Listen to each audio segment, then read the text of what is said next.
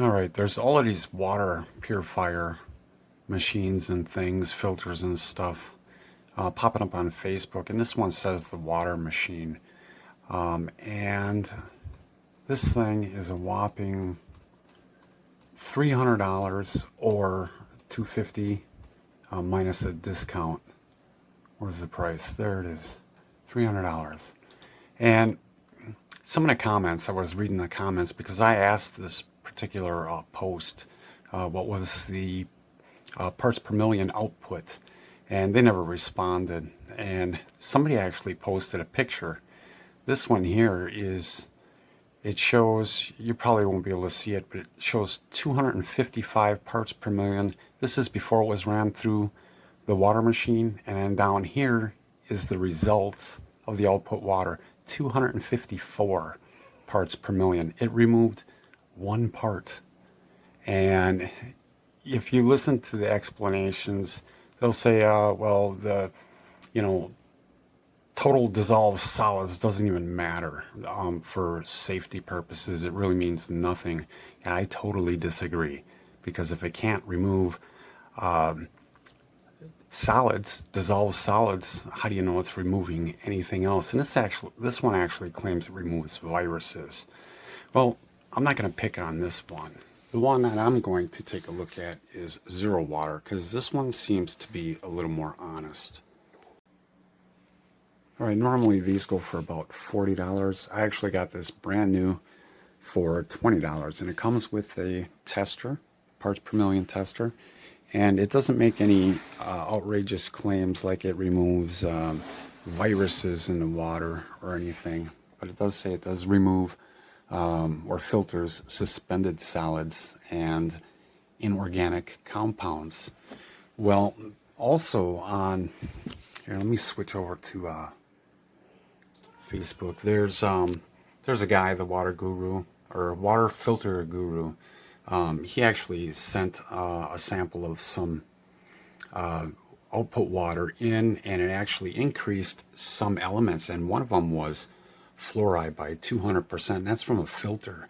So you don't know what these filters are doing. So what I want to do is I'm going to do a fair test on this one. And I'm going to be very critical on this one, because this is the one that I think would be the best, in my opinion. The others, I won't even bother with.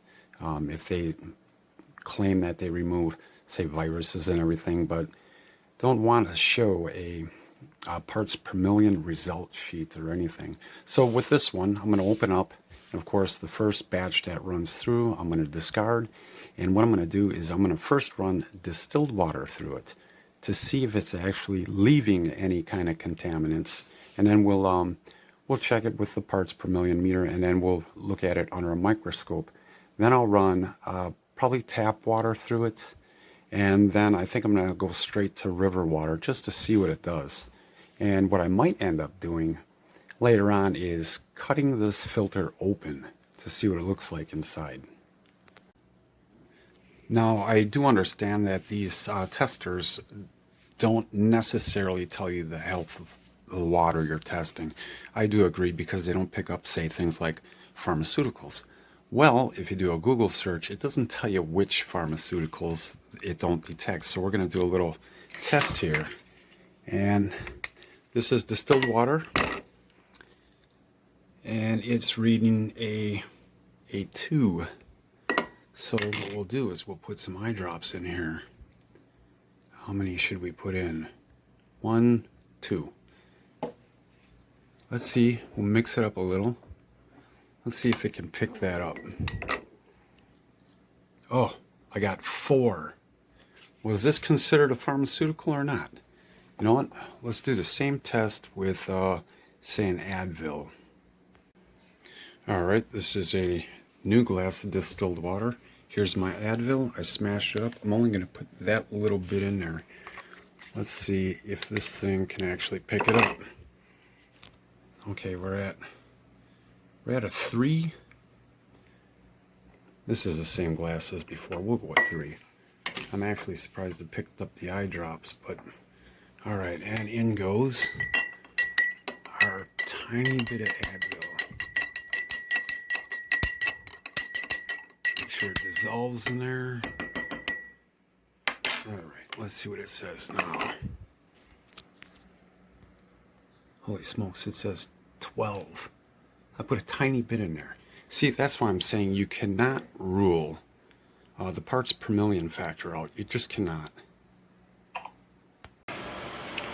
All right off the bat, I got a problem with this thing. Here's my tester. It shows 2. The one that came with it shows 0, 0, 0. That's cheating. So we'll use mine. All right, I just grabbed a jar from the back. It was one of the cooler ones. So this one's showing 000.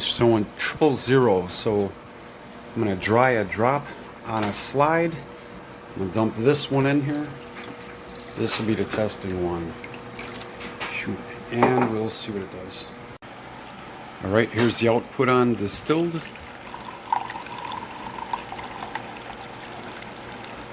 Let's see what it reads.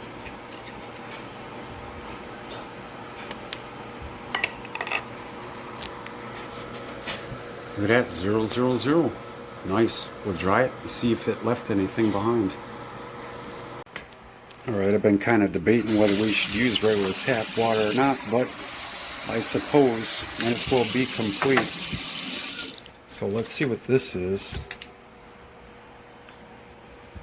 It's the cold side. Oh man. 172, that's 173, that's the worst I've ever seen my tap water. Anyway, we'll dump it in here, and I'll fill it the rest of the way up with that, and then we'll test it. Alright, this is tap water ran through. Let's see what this thing says. It was 171, I think. Now it's showing 1 part per million. It's pretty good. You see it? Alright, I got 2 fresh jars of river water. This is the one I'm really interested in. Parts per million. This time it's 409. Oh, 414. 418. You know what? Let's let it settle down. Okay. 413, we'll say. Alright, this is the moment I've been waiting for.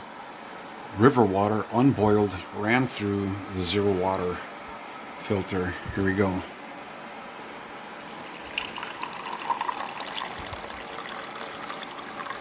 Alright. Parts per million.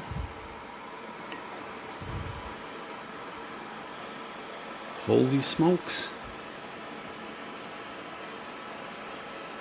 I don't know if you can see that. It's triple zeros. Unbelievable. Can't wait to test it. Alright, just for precaution, I'm going to run it again. I can't believe it came out that clean. Alright, tester.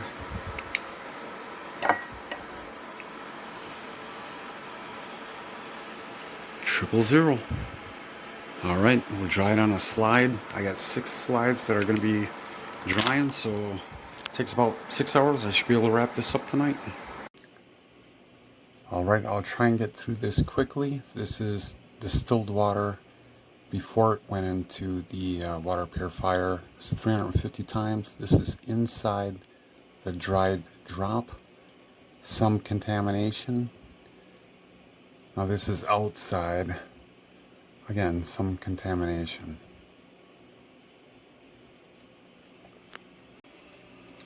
Alright, this is distilled water after it passed through the filter. Here's the retention ring. It's very hard to see. I did notice this thing. This is on the outside, a little bit of contamination. Again, it's not a dust-free environment. This is on the inside. It looks like it is adding some things. The filter is leaching some things into the final product. Alright, we'll move on to tap water. Alright, this one's much easier to see, so I can have the lights on. And this is tap water. Before it ran through the filter, there's the retention line. This is outside the drop. This is inside. Just filthy. A lot of contaminants. Let's take a look at tap water through the filter. Alright, this is tap water after. There's retention line. This stuff is outside the drop. This is inside the dry drop. Looks much cleaner. Some garbage in there, but 10 times better. Seems like the water filter actually works. Alright, this is unboiled river water before the filter. There's a retention line outside. This is inside the dried drop. Tons of crap.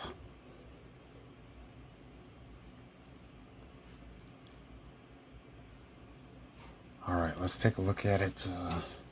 Actually, let me scroll down here a little bit. Yeah, just tons of stuff. Let's see what the filter did. Alright, here it is. River water filtered. Here's the retention line outside. Here's inside. Much, much cleaner. Let's climb up this thing once a little.